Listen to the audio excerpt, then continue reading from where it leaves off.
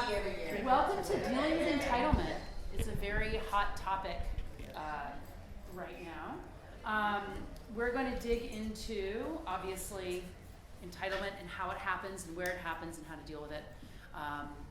There tends to be some, like we talked about yesterday in the big room, some assumptions about what entitlement means, and we're going to question those assumptions and have kind of a free flow. I just want to go down, these are our beautiful panelists here, and I want to have them introduce themselves, say a little about themselves, we'll ask some questions, and then we'll turn it back to you guys.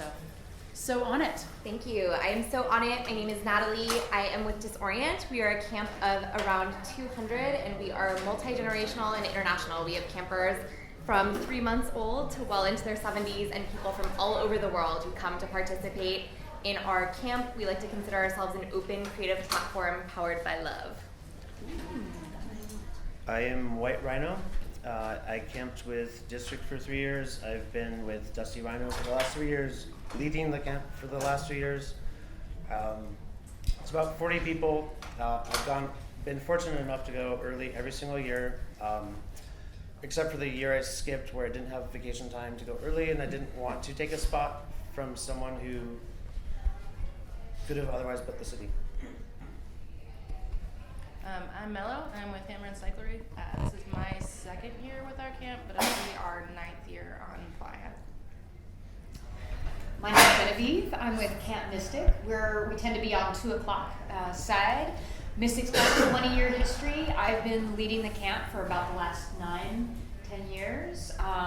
We started very humbly as just a group of people that liked to camp together. And in the last kind of 10 years since I came on board, for us it was an experiment in ecstatic volunteerism, right? How can we create a camp where people's contribution to the camp is their favorite part, not the obligation that they have to fulfill in order to be able to camp with you? And so we've got a lot to share about how we did that. Really excited to be with you guys. Yeah, thanks for having us. Awesome. So let's dive into it. I'm going to kind of ask a series of 3 questions that can be woven in together, and you guys can punt it around as you like. So what are the signs of entitlement? What are some red flags that a person, a camper or visitor might be entitled?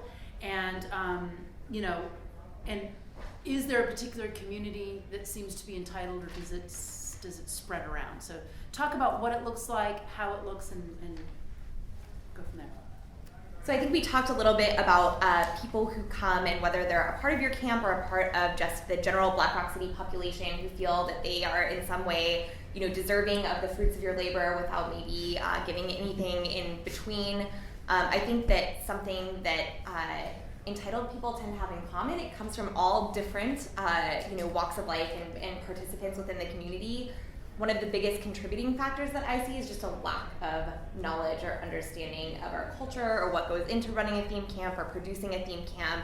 And I think that a lack of knowledge is one of the biggest contributing factors to the issue. I agree. Acculturation is an issue. Making sure that new campers have done some work at a time, like fundraising or shop days, before they are invited to show up at the camp. At the burn is important to sort of set the expectation that you need to do some work. Mm-hmm. I am a semantics nerd, and so I looked up what entitled meant, or what entitled meant, and it says to have a legal right or a just claim to receive or do something. And there are things that we are entitled to. We're entitled to respect. We're entitled to have our camp leads treat us safely. But when someone acts entitled, and in the pejorative sense of the word, that's them assuming that they have that right or that just claim to do something that they have taken for themselves without it being given to them.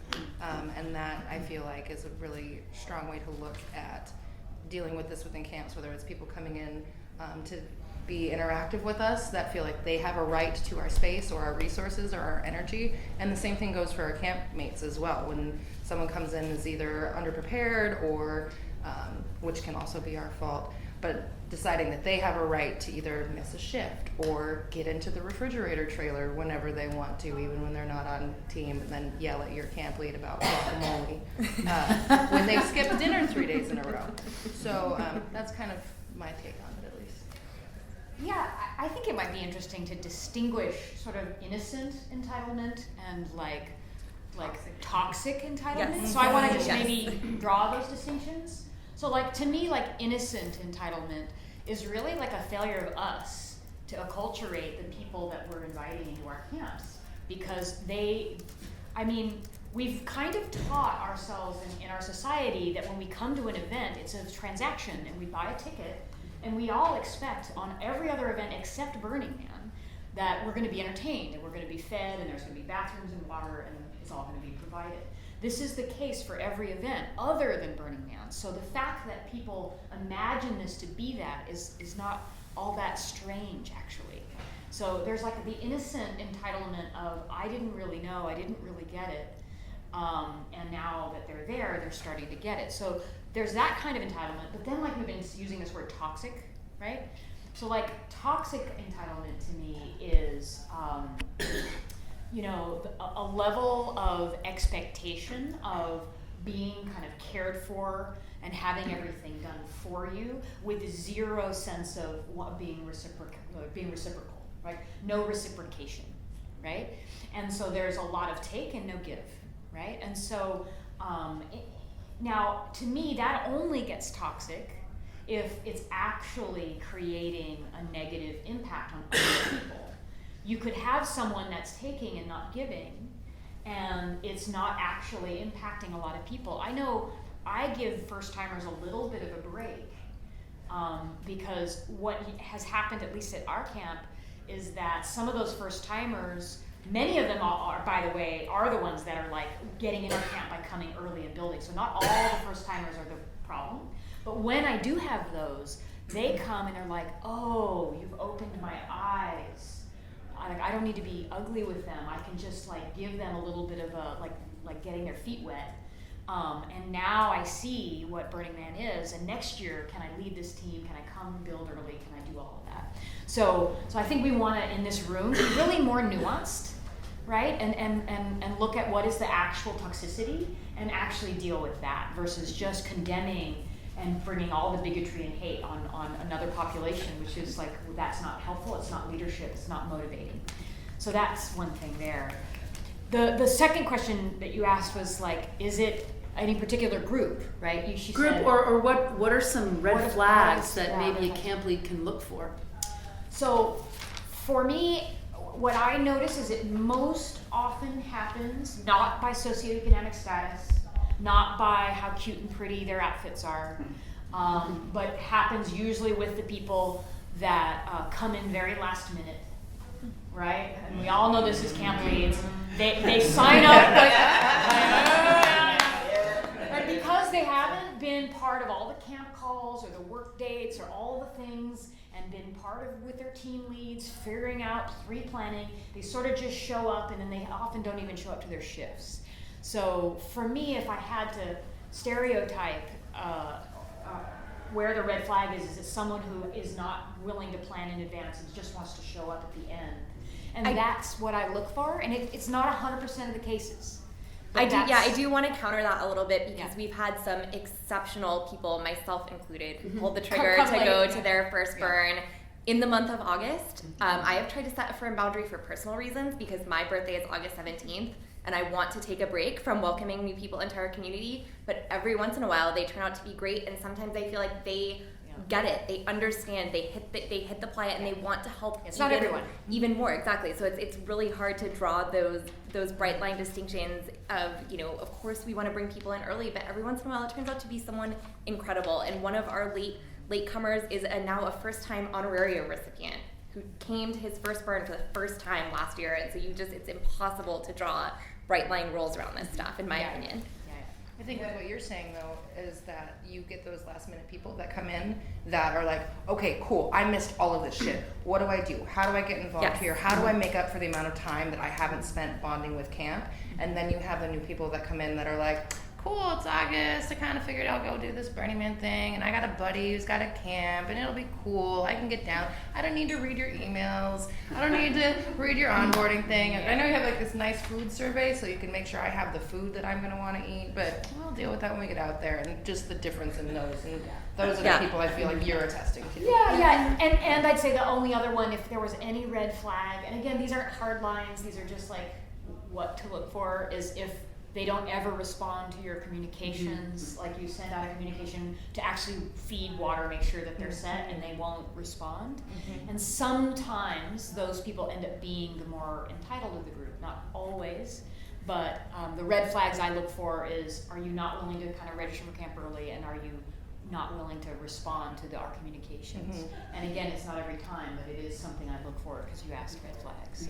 Yeah. Can I ask So a follow-up question to that, which is, I think there's a lot of like new people that you're sure there's like a lot of reference to people who are coming in new, and I'm curious because I took a leadership role in an existing camp, and I'm dealing with the issue of people adding themselves in last minute who've camped with us before, and they have entitlement that they get to come back and camp again. Right. They're like, oh, I do these things, and like now it's a personal conversation, and like how do I well, you're an asshole, but like I can't be like, you can't come because you're an asshole. Like I'm curious. So you can come, but you're still an asshole. How do you guys deal with people who are adding themselves last minute that know better, but they are part of your community? So, And like, so you can't That's just, a great question. You know. yeah, in my case, we do a bunch of fundraisers throughout the year for Dusty Rhino. If people who've camped previously with us ignore all of our requests to show up at a work day, ignore all of our requests to show up to set up the Rhino, tear down the Rhino, or work a door shift at any of our fundraisers throughout the year, and they ask to camp, we say, yes, you can camp at Burning Man somewhere outside of our 100 by 200 feet. See, I'm having the opposite problem where we have a really small camp with a pretty solid population camp, and most of my entitlement issues with our campmates are coming from the original crew who are involved all year, who are doing the work, but when they show up to Playa, they think they're hot shit and that they don't have to be nice to the new people in the camp, and the entitlement comes into them being like, well, I'm OG, I do what I want. You know, maybe they're fulfilling their shifts or whatever, but they'll put in like a half-assed effort and then act like because they're original that they've done enough. Pay their dues. They've paid their dues and now they don't have to participate or even be kind to some of the new people that came in. So like, it's having tough conversations with people that are doing the work but are still expressing some toxic entitlement in like how they act during the event and you know how they're participating in the event. I think we've been very lucky. Our founders are still very intimately involved in being a part of our camp, and I think one thing that we always try to model, and we put strong leads who believe in this kind of like philosophy of servant leadership, and that they are there from project start to project finish, working with their crew and their team, and I think that's really important to model and to reward people who believe in that philosophy with, you know, with opportunities to do bigger and better and more exciting things that fuel their passion. And so I think that's something that we're really committed to and that we try to see. And I strongly believe in doing that and continuing that tradition. You know, as we're 20 years old, so we have, you know, old time, you know, founders and people, they're still very, very involved. And I think that's really important to try to combat some of this stuff. Well, let's talk about that. Let's actually talk about the keys to curbing entitlement. There's a little bit about leadership, there's a little bit about consequences, but what are the main things you guys think are the most important keys to curbing it on all levels? Yeah, sure.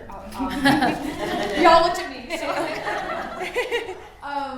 Yeah, there's so many things that we do. I'd say the biggest key to me is engaging the community prior to showing up at the burn. So when I first came to Burning Man, I was part of an enormous camp. It had like 300, 400 people. Entheon back in the day. I don't know. Yeah. And it was my first foray into the burn, and I noticed that like a few people were working, and when they were begging people to like raise their hand to help wash a dish or to even help them strike, no one raised their hands. Like they couldn't get anyone to help them. And when I saw that, it occurred to me, it's like, oh wow, the reason I wasn't raising my hand, and I'm a huge contributor, is that they didn't engage. I didn't feel like I was part of the camp. I felt like I was just paying for dues to camp there. So to me, to activate your tribe, you've got to be interacting with them before they even set foot on the playa. You know, we have a culture where we have a waiting list of people every year that can't wait to try to be part of our build crew. Like they're like begging us, and we have to turn away like half the camp because they realize like there's this amazing privilege of getting to co-create and how much bonding. And so part of it is, can you create it such that the contribution to the camp is the thing they're excited to do, so that it's like there's a line to do more instead of like how do I get out of doing and do less. And that to me is all about, are we engaging everyone before they set foot on the playa? Like I wasn't when I went to Entheon. I can say it because they're not around anymore, but they're really camp. It's just they didn't engage me, so I didn't feel like I was part of it. So part of it is that.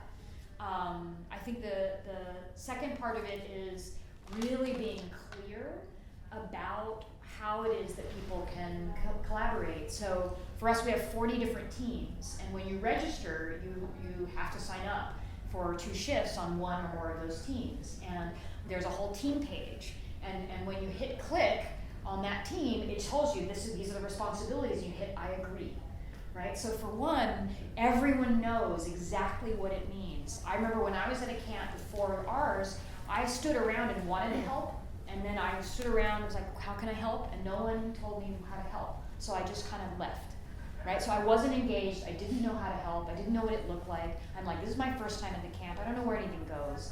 And so I was only willing to loiter there for like 5 or 10 minutes before I gave up. So you got to be really clear on how people can engage. So when they show up, they already know, oh, I know exactly what to do. I know who I need to see. I know where everything goes. And that will really activate people. And so those are like 2 really, really good ones. And then the third, I would just say, is like acculturation, right? This is the big word that we've been talking about. Like, how do we transmit the culture of the burn, which is a very different culture than every other festival. People think it's just another festival. And actually what makes Burning Man so different is that we are all part of creating it. We get the privilege of co-creating it. It's a creative canvas for us to be radically self-expressed, and the only currency that we have is our creativity and our contribution. So it's a place for you to be activated there. So for us, we have like a manifesto that you have to read, which is our culture, which is the 10 principles and then some stuff specific to Mystic. So we transmit that, and then our sponsors who are sponsoring all newbies are in charge of making sure that you're acculturated. So everyone that's new is sponsored by someone who's in charge of making sure that they really get our culture. So those are just like a few. We've got dozens more, but that's a good start. I want to hand it over. I agree with that entirely. Getting people involved early and often. We do every other week starting at the end of January, we start doing our crew meetings.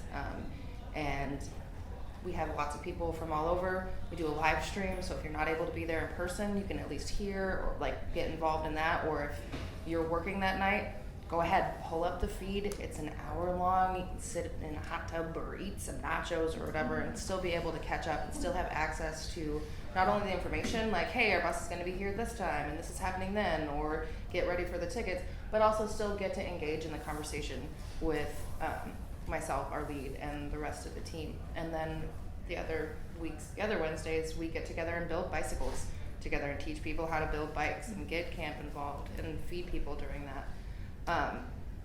That's a huge part, I think, of our acculturating people and making people feel welcome and feel like a family is we feed the shit out of each other.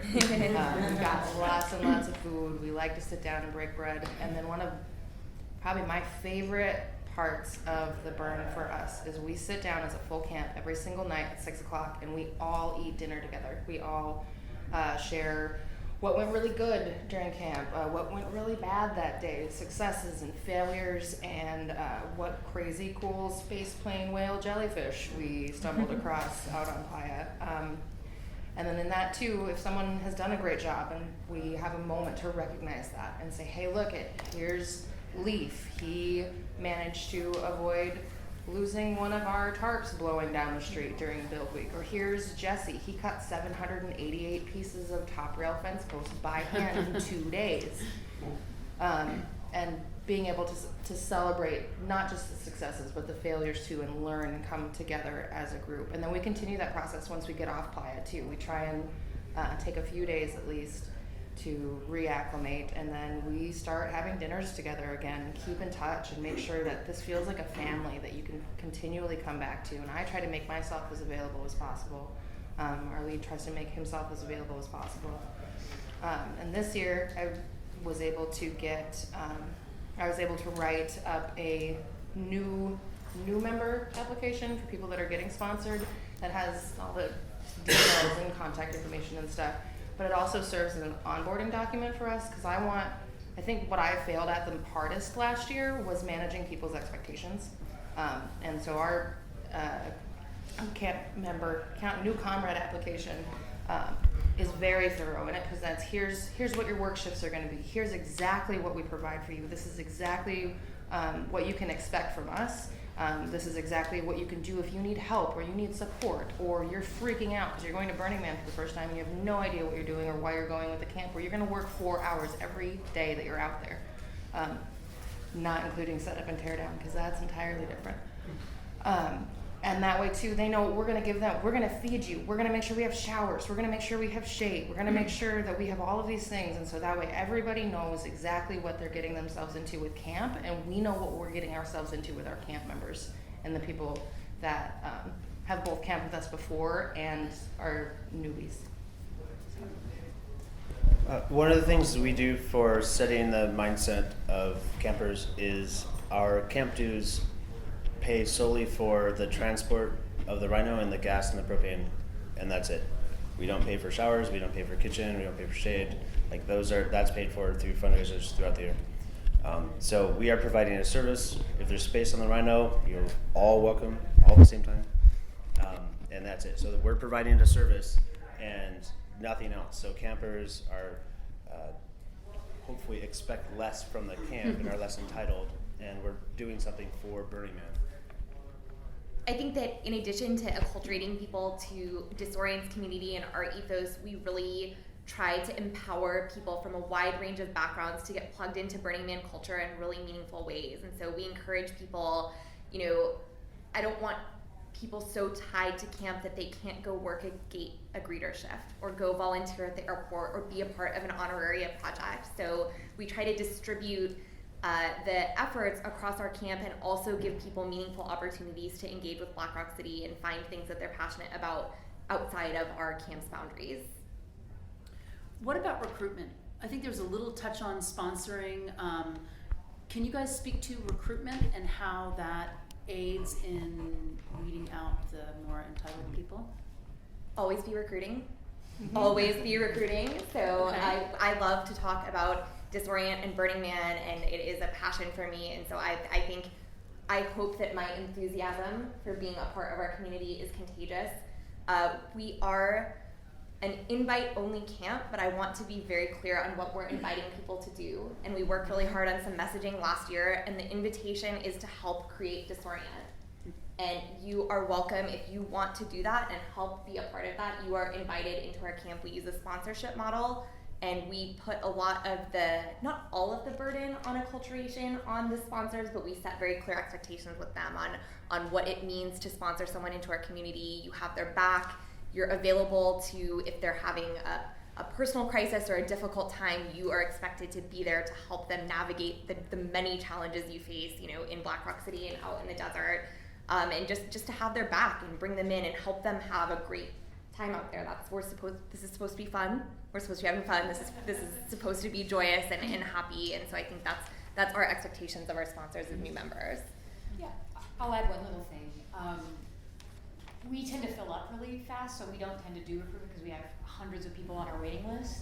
But when people come and they know that happens, they know that what would have us consider taking them off the waiting list or even having a new person is their willingness to do either Exodus or build or lead a team. So what tends to happen, which has been really wonderful, is we actually get a lot of new people every year. We got like of our population is new. We really support our virgins, but almost all of them show up and either come to build, stay for Exodus, or lead a team, and we just give them a lot of really great support. So as we're recruiting those new people, they end up being big contributors, and so that's a really wonderful way to have, like, hey, you want to really get in this camp, like, do it in style, come play with us. And we make that experience so fun and wonderful. People literally every year go, oh my God, being on build was my favorite part. Like, so we reward, like, they get rewarded for it. It's not just like they worked their whole burn and they hated it. They loved it. And so then they're super willing to be enthusiastic and invite people. They're like, oh, I know someone for build for you, Jennifer. Oh, let me invite them. So most of the people that get added are people that they know they're selecting for, who are already willing to go that extra mile. So that's helpful. What about fails? What have y'all done that maybe set yourself up for some entitlement, or encouraged it, or didn't push it away? Totally. Share some mistakes for us. We had we did the sponsorship model last year, and there was a couple of people that dropped out late, and we need a certain amount of people to do what we do. We move 2,000 bicycles in addition to repairing the bikes and putting up this 14,000 square feet of shade. And so when one of our people dropped out, one of my closest friends, who's the first person, and I was like, hey, there's a bike camp. I know you're gonna work your balls off. Get down here. And I called him. I was like, hey, we need 2 more people. Can you find 2 more people that you trust, that I can trust, to come and work on this team? And got their emails. One of them was awesome. His name's Fish. He's from Long Creek.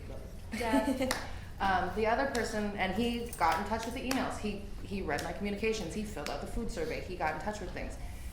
And I was like, okay, cool. Then I'm just going to assume this other person's doing all of the things. I haven't heard back from him. It's 3 days before load-in weekend. Cool. We have Yahweh. Yahweh's fine. Yahweh was not fine. I should have paid a lot more attention to his lack of communication and his lack of effort towards camp, because out of our 63 people that we had last year, we had 1 thorn in our side, and I feel like it was the one person that I let slip through the cracks, which was my fault. I didn't actively, I did reach out to him, but I wasn't like, hey, I haven't heard from you yet. What's going on here? We need to get in touch with things. And then we ended up having several scenarios with him where he's like, well, I thought something was like this, or I thought something was like that, or I thought I was going to be able to have access to this whenever the hell I wanted to.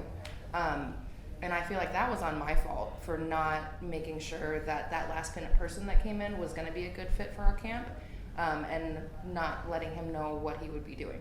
Because then he got to camp and he's like, what do you mean we're working 4-hour shifts? And that was on me, and it was also on my friend to explain to the people that you're going to bring in that this is work, this is hard. Bringing me in is supposed to be fun. It's not supposed to be easy. And that was my fail last year, at least. Mm-hmm. Fun and hard. A few years ago, we had a small group of people from New York. They weren't able to contribute throughout the year, and we put them sort of in the corner, and their extra contribution was pay for the camp generator. And they ended up not really intermingling much, not helping out, didn't really volunteer for many shifts. They let other people sign up for their shifts, and they didn't really feel like part of the camp. When they asked to come back next burn, we just sat down with them and said, hey, you're not annex camp, you're not plug and play like you are rhinos, and you're going to work exactly as much as the rest of us. And it was just that conversation that ended up turning them into like the hardest workers of the whole camp for that burn. I think one of the mistakes, it was especially prominent last year, was that I felt like towards the end of the summer we just got so busy with production calls and planning and wrapping up those last minute details that we weren't able to just really plug into our new members as much as I would have liked to in those last few critical weeks leading up to Playa. And so I think a big focus this year for us has been moving our production timeline back so that our leads are spending that last month getting, we don't want it to be the work to be ramping up in August. We want it to be, coming down so that they are connecting with their teams, getting to know each other, and that they go into the burn not feeling like frantic and harried, but ready to really engage the people who have come to help them execute their vision. And I think that is, I guess that's a mistake. It's hard work. It's a lot of work to pull off a theme camp, and every year is a new set of challenges and a learning opportunity. Yeah, I'll say.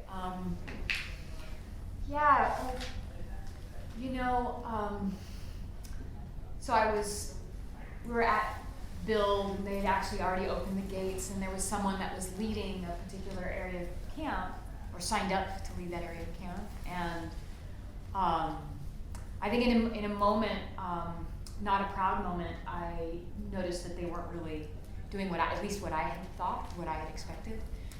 And in that moment, I sort of snapped and got angry and frustrated. And I did that in a way that other people could see, right? Like, hey, and so people are like, oh, whoa, Jennifer's mad at someone. And I just think there's a really high standard we as leaders have to hold.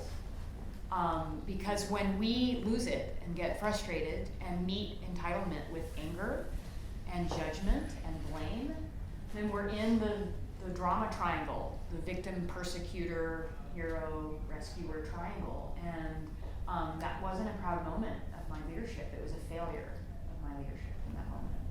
I don't actually think that the best way to handle a moment like that is losing your cool. And do I have compassion for myself for being frustrated? Yes.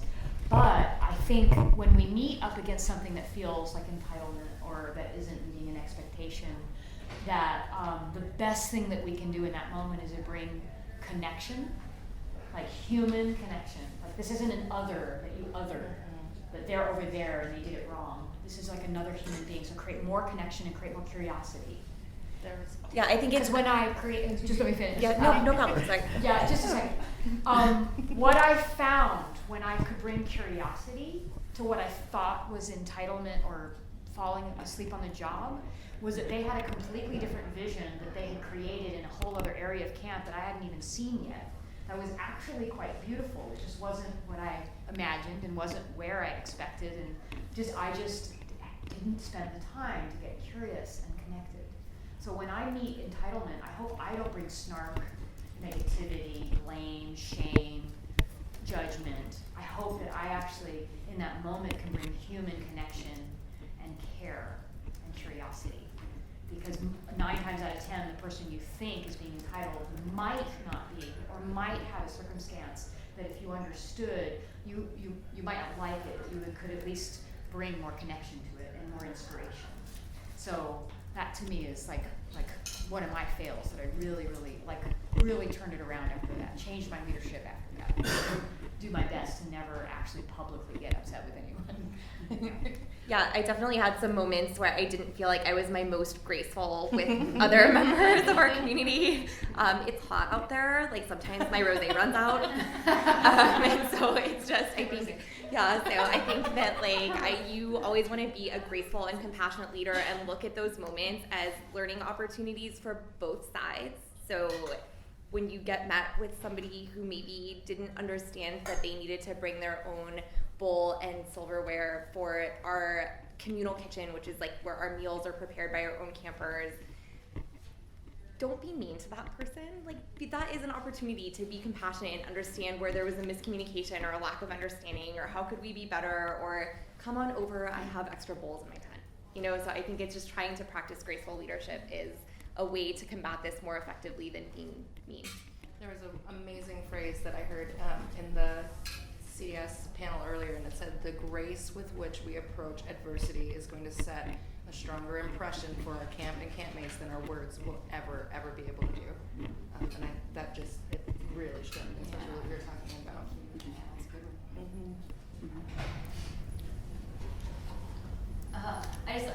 I just wanted to say thank you for saying that. And I actually, this last year, because my camp's been formerly led by men, and I just really thought, what does it mean to be a female leader, and how is that different?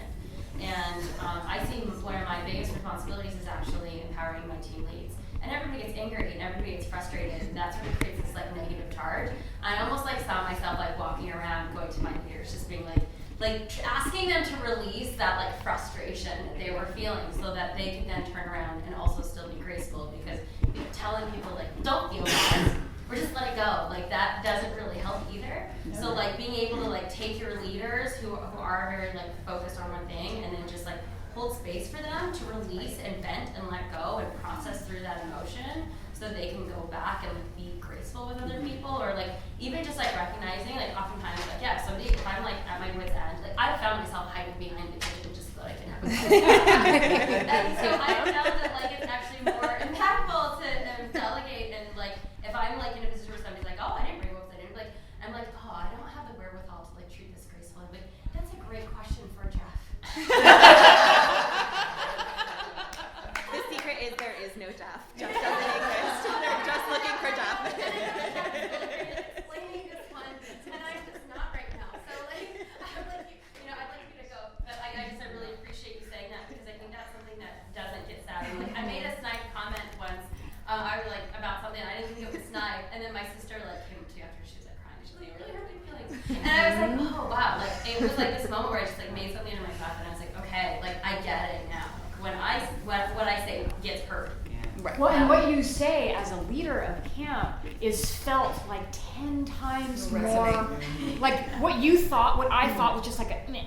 Like they felt as like the leader, like we haven't talked about like power inequality and like that whole conversation about abuse of power, but like people feel the power disparity of you as a leader. So when you speak, you really hold that responsibility with some sacredness, and you need to be dignified for your upset, like your frustration, and have a place to go that's insular with another campmate. I had a campmate that was willing to let me vent. And so we would go off in a little RV, and we would each do a little bit of it, and like, okay, and then we'd go back out and and as long as you know that they're willing to hold it and keep it and not gossip, right, and say, who are you talking negative about, but even like dignifying some of the frustration, and but then bringing and really realizing the sacredness of what you hold and how deeply people hold it. Like it's like, yes, I have to be very, very careful. And I take that responsibility very seriously as a leader. One thing we found last year that was really effective for those moments when you just want to rip your hair out is go, hey, you know what, I'm going to go make an ice run or do something really quick. Go pick up a postcard, bike straight to the man, and just start screaming. And people will know what's going on or why you're mad. But people will start joining you, and then it just gets really fun because people will bike by and So there's a slight recommendation for stress reduction. Yeah, I just went for a walk. Yeah. I gotta go, and there was no errand. I was just like, I'm just leaving for a while, and the decompression of just interacting with people that I wasn't responsible for was great, and then like not having a goal in mind for the first time in how many days, because it was before the gate opened, and I was just like, I'm doing nothing. This is great. And then I went back and I was like more able to deal with the frustrating thing, because I had to take space, and I didn't even really need anyone to vent to. I just needed to not look at my camp for like an hour. Yep. Did you have a question? Comment? So, thankfully, my camp has not had a lot of in-camp entitlement issues. We have had them, and we've dealt with them in good, bad ways. A large majority of the entitlement that I encounter comes in two categories generally, which is the swag hunters and the camp cutters. What's a camp? They cutting through your space. I feel like swag hunters is, I'm standing there tending bar, offering you free martinis and beer, and you walk in, the first thing out of your mouth is, "You got anything for me?" Yeah. No, as a matter of fact, I don't. That puts my teeth on edge. But what services do you provide? As far as the camp cutter side of things, our camp in particular uses 70-year-old military tent technology, which involves an amazing number of guy wires. And when we try to stop people from walking through our camp, it's not us being dicks and saying stay out of our space. It is a genuine safety concern. In those two contexts, what do other people, I have not always handled that gracefully and interacting with people outside of my camp. I'm wondering what other tools do other people use in that kind of situation? We dance people out. We wave their arm and like, oh cool, hi, you don't tell them this, like, you don't belong here, So we're gonna boogie your ass out of the private space, either into our interactive space, or if they're acting rude or disruptive, then we boogie their ass out of our camp and down the street, and then sneak back. Literally, just get them. If they're doing that, just kindly, gracefully, playfully get them the fuck out of your camp.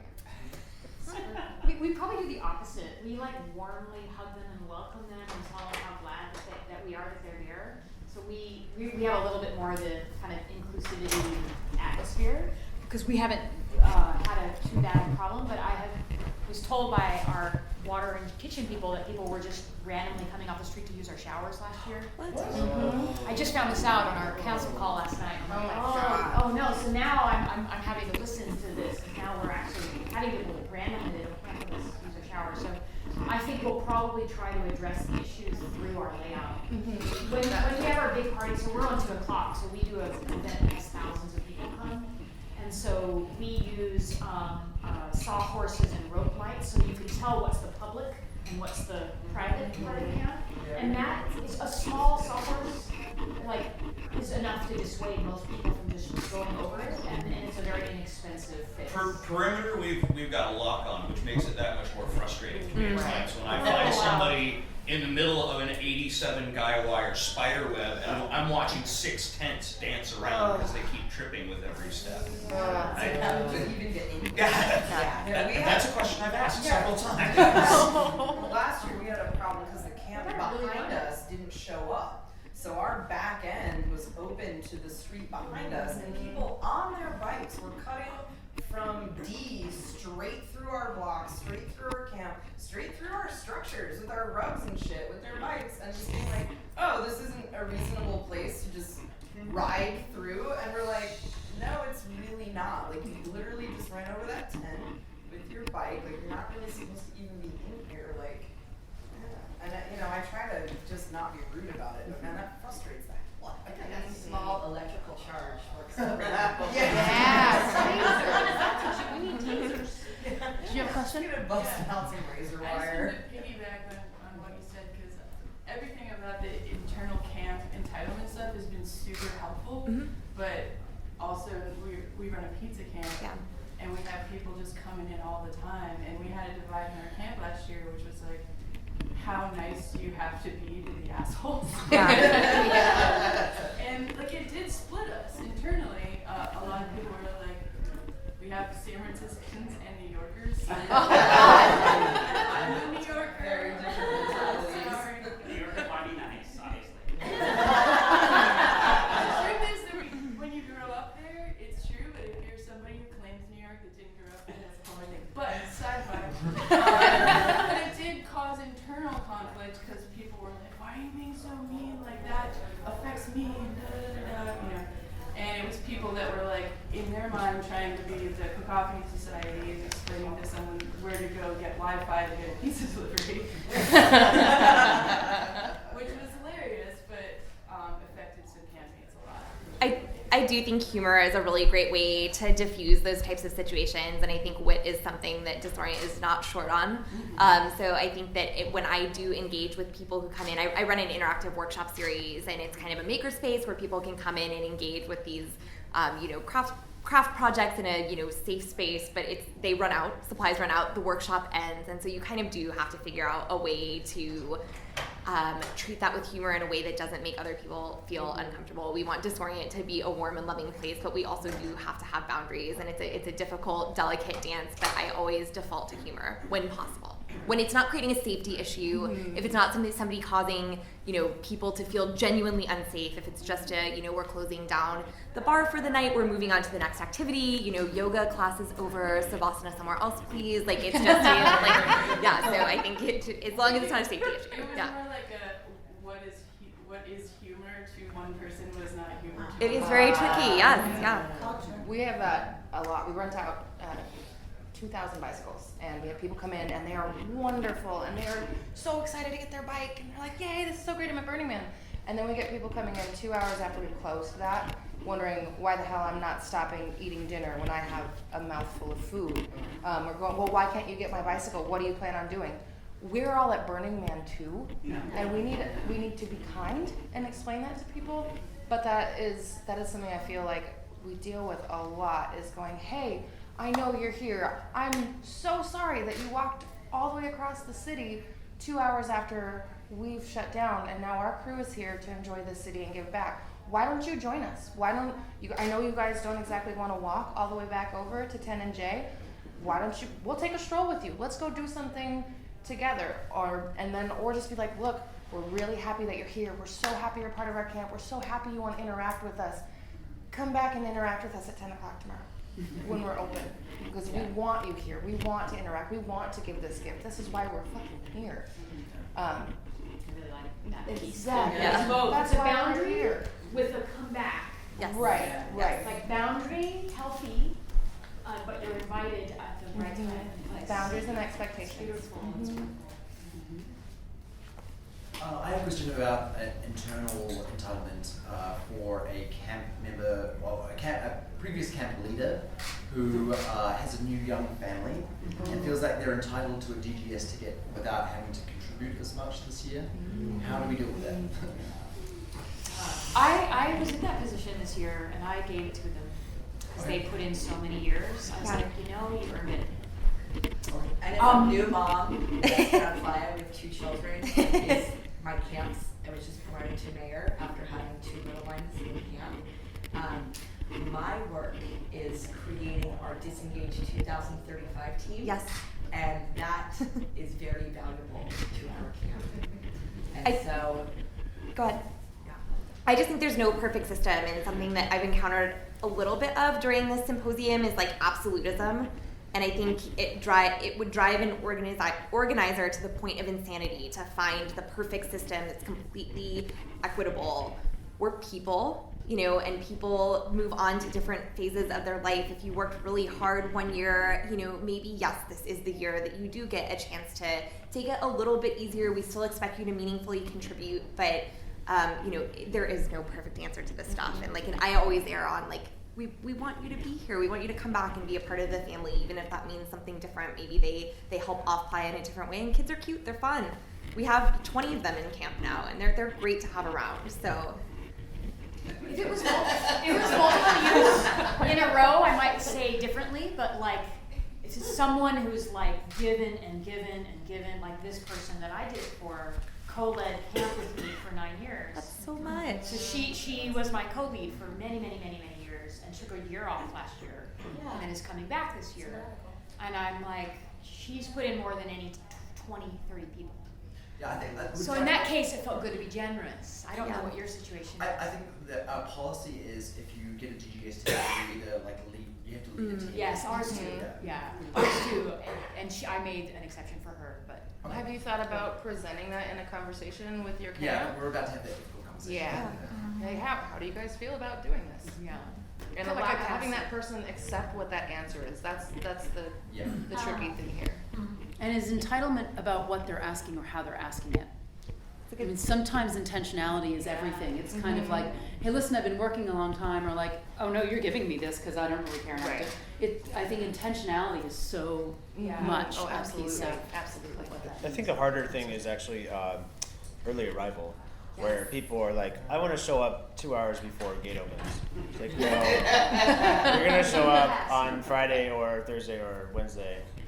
You don't get last minute for someone who used to do a lot of stuff. DGS, I think, I'm fortunate enough to have a big enough network. I've never worried about getting tickets for my camp. It's a little stressful. You might be last minute, but we get them. And so the people who don't have them just have to have the confidence that it'll come through. And yeah, that would theoretically suck, but I still haven't seen it happen to not get a ticket. But early arrival is different, where people are like, I feel entitled because I did this last year and I want to show up on Saturday. No. Well, there's a difference between giving them a DGS ticket and giving them a work access pass. Yeah, work access is a very particular criteria. Yeah. So one thing I don't think we've directly talked about are the people who are generally entitled in their life on playa and off playa, that are the assholes that we've seen more of an influx of as people get less and less clear on what the culture of Burning Man is, and they're just going to come. We had a guy in our camp who had every intention to do as little as possible, and what we've seen in repeated experiences we've heard through the grapevine, is no longer part of our camp. He's like that everywhere he goes. So I know we should give people the benefit of the doubt, we should communicate, we should have grace, but what do you do when you get somebody who's really out of line and you need to say, not okay? Consequences. Talk about consequences. We, with the campmate that was yelling about the guacamole, we made it crystal clear right after we got off playa, he was not welcome to come back with us. Because there was multiple attempts to acculturate him, multiple attempts to make sure that he had all of the information and things that he knew, not to act like an asshole, but he is one of those entitled people, festival trustafarian kids that wanted Burning Man to be like Coachella and Electric Forest, and it was hard for us. We really haven't ever had to ask someone not to come back before. We were 63 people last year, we're a smaller camp, but it was like, look, you clearly didn't give enough effort or energy or caring about this to want to be part of this, so I'm sorry, if you can totally come to Burning Man with someone else. I think if you have a strong culture, for us, we pride ourselves on being a collective of doers. We're very, very ambitious. I call it gifted and talented summer camp.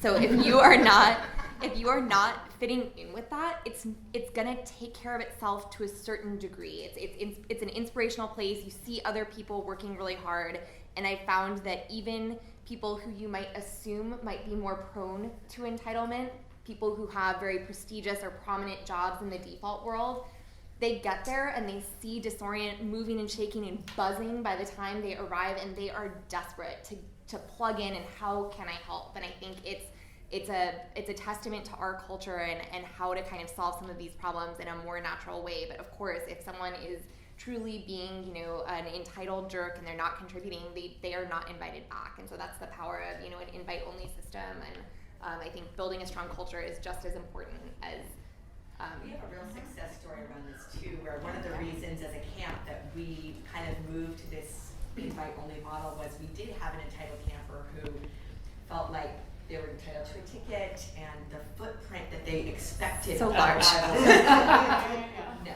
The consequence for this person was that they were not included in the group, and this particular person has gone on and is like working in a very I think one of the most difficult roles, like they're on the perimeter and Exodus team now, and like thriving and out there doing a great job. I feel like they kind of took that consequence very seriously and are now like plugged in and performing at a much higher level. And I think that was like a huge success from moving towards that, because it was difficult to provide a consequence that was meaningful to that person, and it changed the course of their participation and life. I'd say the sort of system we have in place is our sponsors. So everybody at camp, other than the first person that started Mystic, everyone from him forward has a sponsor. Like I have a sponsor just because I've led the camp. Like everyone has been sponsored at some level. Someone invited you. They are your sponsor. And so if there's someone that we're having trouble with, we go to their sponsor. Even years down the road? Yes. Okay, interesting. I don't never lose, like the same sponsor that I've always had is always the one I'll have. And so we start by going to the sponsor first and say, hey, can you have a conversation with this person about this? And if the sponsor's not having luck, then we escalate it to our counselors, which we have camp counselors that are there. And then if the counselors can't get it, it'll eventually go up to me or some of our leadership. But we have it starts with the sponsor. Now, if your sponsor decides they're not willing to sponsor you, then you can't come back to camp. Or so you either have to find someone else willing to sponsor you, knowing your reputation, or you're not in camp, because if you can't find a sponsor, then you're not in, even if you've been camping for 10 years. So that's how we do it. Thank you. With sponsors. Can I ask a follow-up question? Something that I was sort of trying to be adamant about, but I don't know if I should be, is that your sponsor is also camping with us this year. Yes. Is that something that you also say and hold true to? Yes. You cannot say that you met somebody at a Brooklyn warehouse party 15 years ago and then I met this person and I want to come into Disorient. It absolutely has to be someone who is going to be there for the duration of your anticipated stay. Let's say it's like somebody and they just need a year off, but like you trust that person, would you be willing, are you willing to waive that? No, we had a situation like that where somebody sponsored someone and then they didn't come and their person was just like not fitting in culturally, even though they're wearing colors, like they're just it's such a miss. Orange is a mindset. I've only abandoned a person in the desert once. And one of those people. We have an idea this year. We have a friend of ours that doesn't burn, and we've talked about actually bringing him with us on the road trip out from Minneapolis, and at some point have him just take too long at a gas station, be like, "Look, you're here to work. You're here to learn. Get yourself home. You're out of the van," and then have him get back to Minneapolis. It's kind of a fall guy for everyone to realize you really do need to stay on your stuff. We will leave you behind. Is that your Jeff? That's our Jeff. Yeah. We were hoping to have his cardboard cutout in camp as well. So. We're not super black and white about it. If you're a newbie, we want your sponsor to be there. Like if your sponsor is sponsoring someone and they're not coming to the burn, we tend to not do that. But if you're like a veteran and it's someone you sponsored and you happen to not be coming that year and they're coming again for the second year, then it's okay that your sponsor's not there. So it's like, we have a lot of turnover. There's a lot of, some people, have families and have kids, they don't come every single year. Is that the case for your first years too, or your first year you want your sponsor? We because we're all human beings, we have made exceptions, but in general, we will say no. In general, you have to be there if you're going to sponsor someone. And I can tell you, I've made at least 4 or 5 exceptions, and they were great people. So we vetted them very well. And we had an on-site sponsor, like a secondary sponsor, who was going to be there, that was going to meet the person and make sure they felt good about co-sponsoring. And that helped. Because sometimes things happen and you can't come. Like, people cancel last minute sometimes. I mean, things come up. Yeah. Ship back to Minneapolis. I just wanted to add something. It was one of my favorite anecdotes when I was thinking about preparing for this panel that I saw in another camp. Our friends over at Camp Walter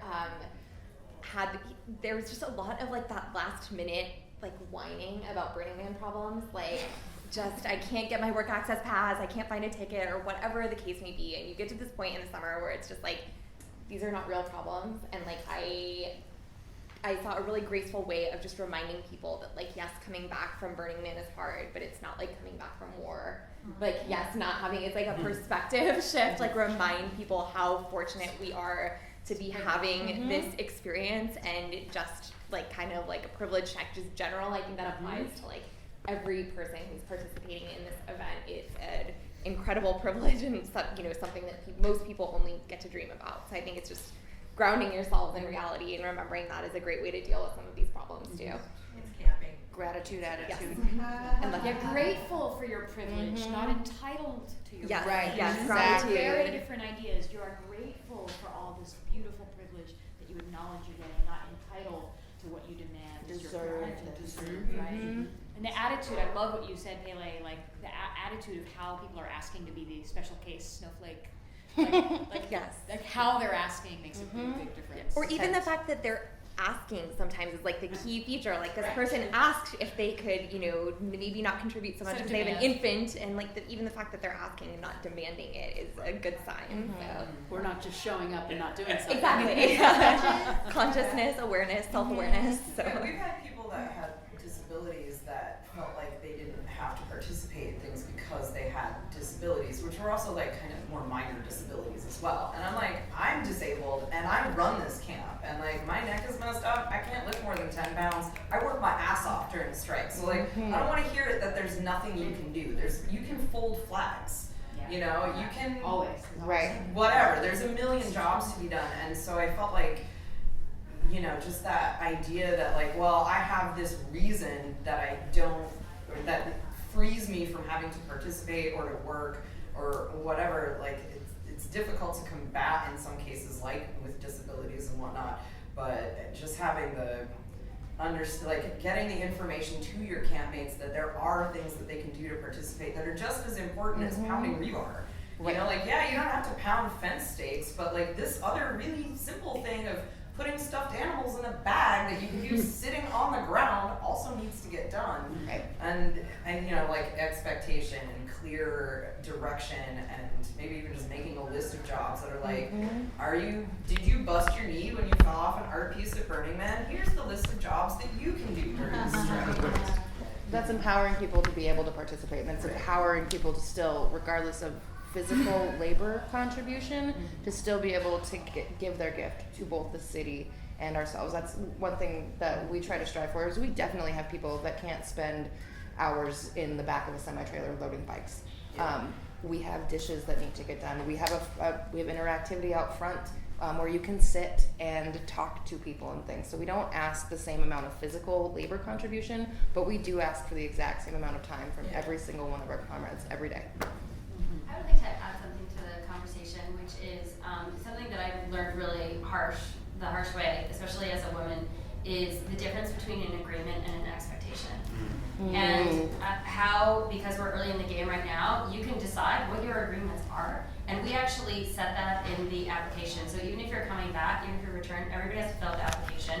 What we do is like the cherry on it is that we take the application, we ask fun things like who are you, what do you care about, your contact info. Then we have everything in one, who's your sponsor. And then we also create like a yearbook, so that people get to know. We use it to actually use it to get to know people better, to create those connections. But it's really also a little bit of a vetting process. But the first, after you give us your contact info, the next few questions are our agreements. This is a participation, this is what it means. This is a trust, this is a consent, this is what it means. And if you don't say enthusiastic consent to these agreements, then you're not in. And then it makes, when you have conflicts, a lot easier. And then like the first question about, did you break my expectation or did you break an agreement? Because that's very different consequences. Right. That's why we've incorporated that into our whole registration. So there's all these agreements. Exactly. It's upfront. You know it. It's clear. It's emailed to you. Initial here, and here. It says speaking my language. Yeah. If you go to campmystic.org. But maybe in the packable, if anybody has that type of language you're using, can you share it so that other camps can maybe model off of what you're doing? Because we have a form, but I never thought to include that stuff in it, and I'm totally gonna do that now. So just on a side note, the community development and support team, the team that built the symposium, is creating, and I think Yeti will talk about it later today in the plenary, is creating a resource page on the website where there'll be all sorts of stuff like strikes and kitchens and infrastructure and all that kind of stuff. So this will be the kind of thing that I'll make sure we add a piece for, is language around contracting and registration. So yeah. So I'm a Mystic team lead. I've been a long time witness and beneficiary. I married her. That's my husband. Something I've really learned and seen her do really well as camp lead is that you get more bang for your buck as a leader in terms of effort reward on making the good thing more pleasurable than making the bad thing more painful. And it's, so you see this behavior you don't like, it's immediate to go, well, how do I prevent that thing? So a couple examples. One is at Build, she always says, the rule of Build is you only build as long as you're having fun building, and the minute you're not having fun doing what you're doing, stop doing it and go do something else, including nothing, because it's better that the thing be late than for you to be bummed out. And it sounds like you get a bunch of lazy people who aren't really finishing anything, but what actually happens is everybody who's building is having the best time. So if you look around at who's having the most fun, it's people doing the most, and you want to be one of those people, so you start doing more. So if you show me someone who's angry at someone else for being entitled, I'll show you someone who's crossed their own boundaries and betrayed themselves about what they're actually willing to do themselves. So encouraging people to actually honor themselves, and you end up with a whole. And then around the similar principle applied to the walking through camp. One thing at Mystic is there's a fire road with lights, and it's really attractive way of riding your bike through camp or walking through camp safely. So if you want to do that, it's like, hey, do that here. Do it here. We've marked it. And that way, doing it in this other place is just less likely. So rather than a sign that says, don't do this, we build a sign that says, do this here. And that way, if you're looking for a place to go to the bathroom, you don't think that you can do that on the platform.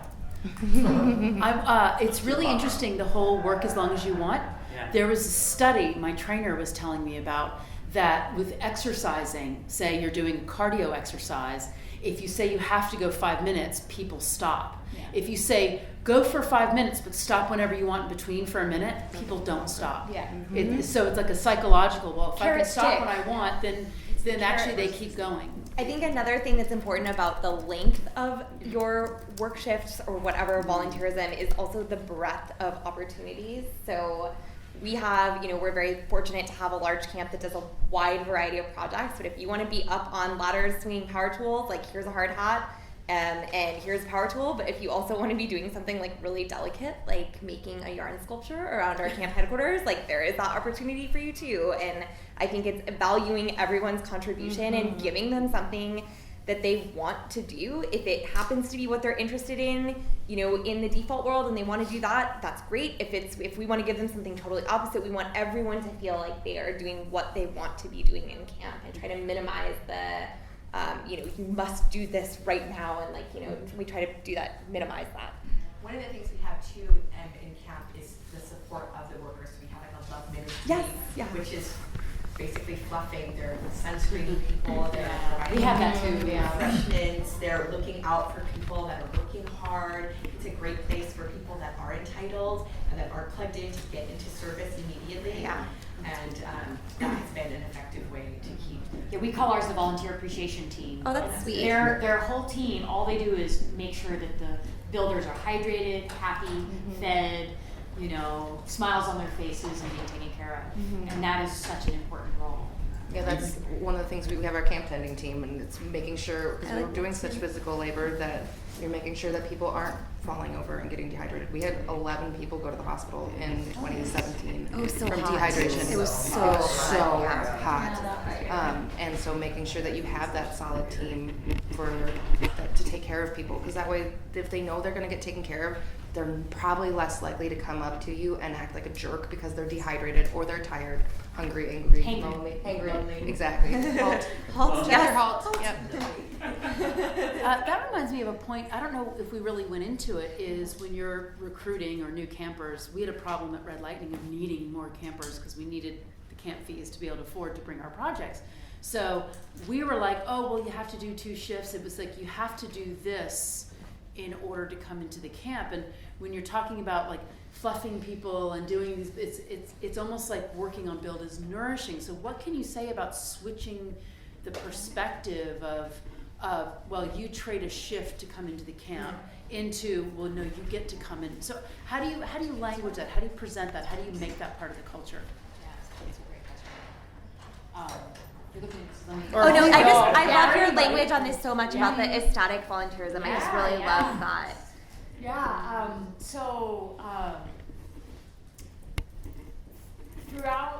Throughout the communication,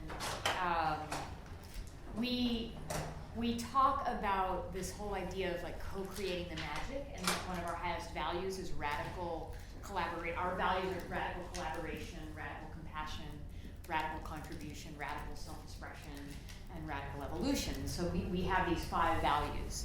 And these 5 values get sort of spread and talked about in a lot of different ways on our site, on our manifesto, and through our sponsors, and through you having to answer the question of how you're in alignment with those when you come on board. So we start with a lot of emails and communication. For me, they're like, hey, we get to co-create the magic at Mystic. And then I'll often share individually with people stories, because we get so many every year of people coming up to us crying, saying, you changed my life. I had a night at your camp and this is what happened, and I healed my relationship with my father, and I came to your party, I came to this talk, and it totally changed my life. And so people are getting that it's not just a party in the desert, that people are actually having their lives permanently changed in ways that are meaningful. And so you communicate, you get to co-create this magic. What's the most fun way you can think of to co-create this magic with us? Here's 40 teams, and we're open to hear anything else you might suggest. We have a post-burn survey. I read every single one. I incorporate 70-80% of everything I hear as best we can. So we're really open to your creativity, and you don't even get into camp until you engage us in some way saying, here's what I'm excited to do. So already in your sponsorship, we're bringing a lot of enthusiasm we're showing you the ways, and you're getting the sense that you get to co-create this magic that is changing people's lives. So when you put it like that, that's the first piece. Then the second piece is, I make it clear that you're not paying dues for services. Your dues are for the privilege of being able to co-create the magic mystic, right? You get to, and not everybody gets to, and we have a lot of people that don't get to, that want to. So you already get, oh, this is like special. Like I get to be part of something special. Not to be exclusive or arrogant or any of that, but just like there's a specialness to being part of a theme camp. All of you, it's special to be part of your theme camps. It's not just mystics, you guys. So that is a privilege. Like it's you get to be connected to these amazing people. So a lot of the languaging is in this positive, grateful privilege. So important. And so by the time you're registering, you've gotten lots of these messages, and you're like, oh wow, how am I going to make it awesome? So that's some of how that's language. And then I talk about ecstatic volunteerism, and we mention that we do an opening ceremony where we all come together and we connect and we share our intentions, and then we write those intentions on our yearbook sign, which has everybody's picture. And so you've got a whole community activated around making your intention and having that experience be something you have while you're at the burn.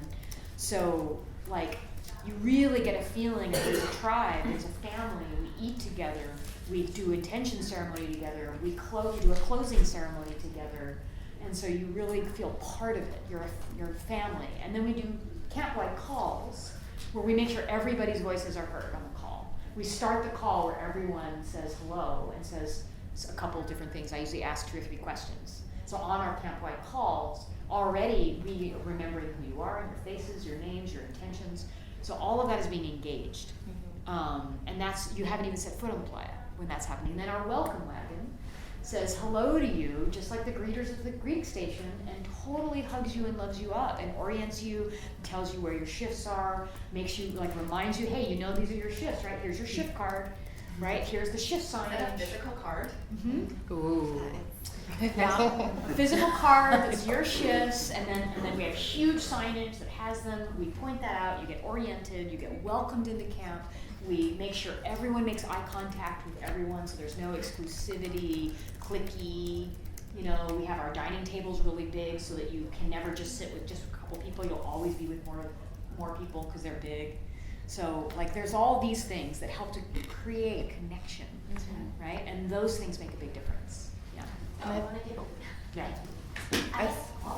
And they might have more to say on that. Just very quickly, I think you both bring up an amazing point about dealing with this overall is our language and how we talk to our campmates and how we think. Even those words are going to set our tone and our attitude and everything. So when we're talking about gifting, like you said, we get to go to Burning Man. That's ridiculous. We all get to go and spend a good chunk of time out among creative, wonderful, awesome people and build this. And exactly, not saying, okay, you have to work. No, you get to contribute. We're going to empower you to participate, as opposed to, we're going to hand you a hammer and you're going to build some shit because you have to, otherwise you can't with us. I think the language and the mental thought for ourselves as camp leaders especially is so vital to making sure that we're doing this in a way that sets an example for the rest of our crew. I think we've tried to move as far away from mandatory activities as we can, and try to make anything that's mandatory be about what you're doing to be prepared and have the best burn that you can be. And so I inherited kind of my role in camp from like 2 really salty New Yorkers. I'm like from California. I can't wait to see what the next version of me does. But I was like, they're scaring me. Like, they're yelling at me, and like that's not how we talk to each other in Southern California. So that is my philosophy, but it might change and evolve. And I think trying to be fluid and flexible and deal with these like new developments in culture as they come, and evolve alongside Burning Man rather than just like fighting it and digging in. And this is the way it used to be and should be forever. I think that's part of an intentional community and where we're headed. So awesome. Well, thank you guys very much. Oh yeah, they heard it. They heard our wisdom. Thank you guys very much. Thank you for coming. Thank you, Pele. We'll start back.